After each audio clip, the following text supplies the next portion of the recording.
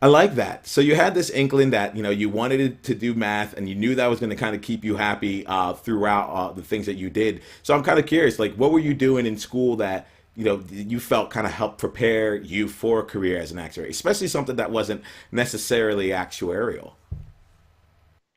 Yeah, the technical skills, like I mentioned before, those you kind of develop, like they're going to be developed regardless. You're going to take the exams, you're going to take the right classes in college, and you'll get the preparation that you need for the math and the technical aspect. But when I was in college, I actually took a public speaking class that helped develop my communication skills.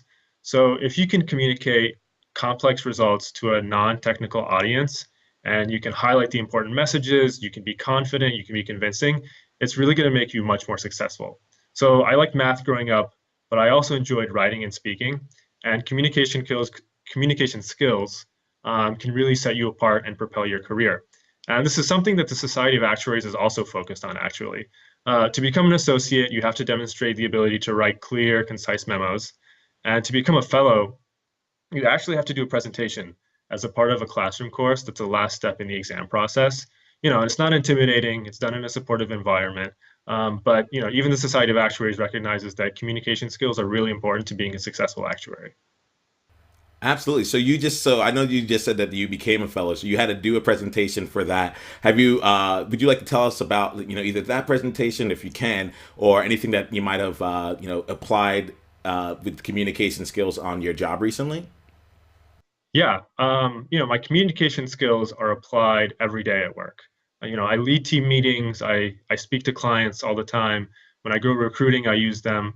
So, I recently went to a recruiting presentation at a university with over 100 students in an auditorium, and I didn't even have to prepare. So, a typical actuary in school might think that, oh, some people are just good at speaking, and I'm not, but that's not true. You know, it took me years of practice to get to a point where I don't have to prepare. And anybody who's a good speaker is practicing. Actors are always rehearsing, they're always acting. And, eventually you get better at it and more comfortable speaking and communicating, and it pays off. Hey, pro socialites, are you interested in or thinking about becoming an actuary? Do you have questions about what an actuary actually does or how best to prepare for exams? Are you looking to be part of a community of successful actuaries and actuarial students sharing their lessons learned to help one another succeed in the profession? Well, then come be a part of the Pro Social Learning community.